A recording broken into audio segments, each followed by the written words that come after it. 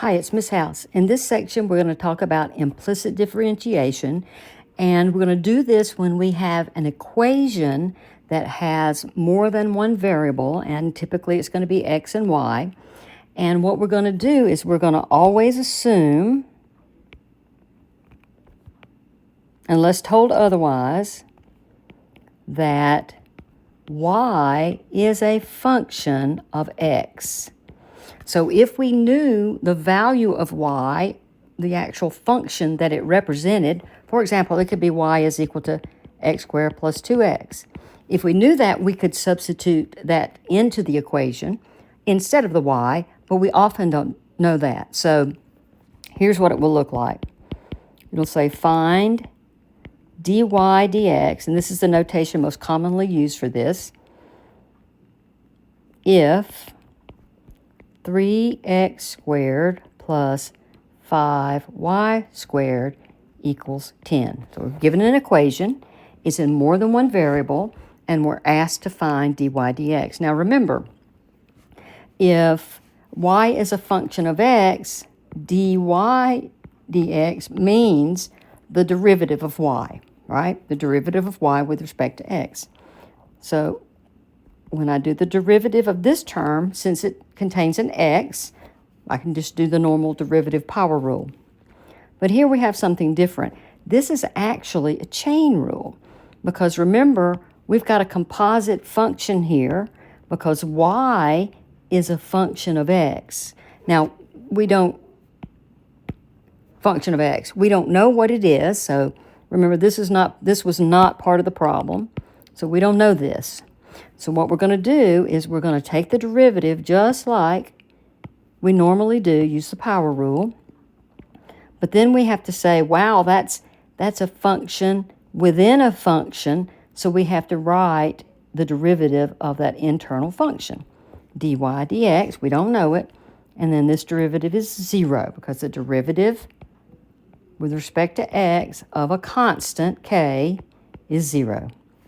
Now we have to solve this for dy dx, so if I do that,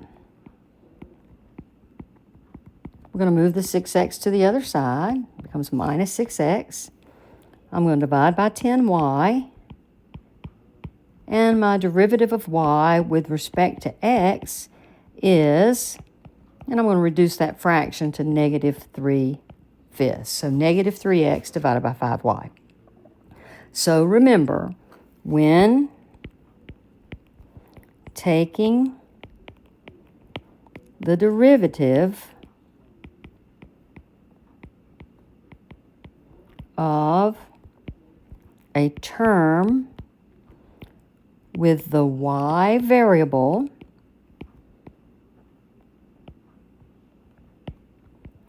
assume y is a function of x and use dy dx to represent its derivative. I think you're going to find this not too challenging once you get the idea that every time you take the derivative of y, you have to write dy dx. Other rules are all the same. Okay, so let's do a few of these. Find dy dx for the equation below. I'm going to use the power rule on the first term, 21x squared. I'm going to use the power rule on the second term, 9y squared. But since y is a base to a power, I've got to chain rule dy dx, and then that's a constant, so it's a 0. So to solve it for dy dx, we'll move this 21x squared to the other side by subtraction. It'll be negative 21x squared. Then I'll divide by 9y squared on both sides, so that dy dx is, and I'm going to go ahead and reduce this.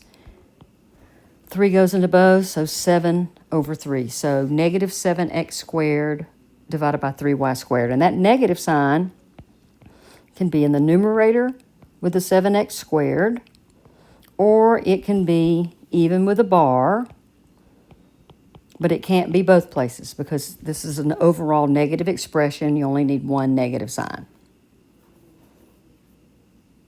So my final answer is dy dx is 7x squared, negative 7x squared over 3y squared.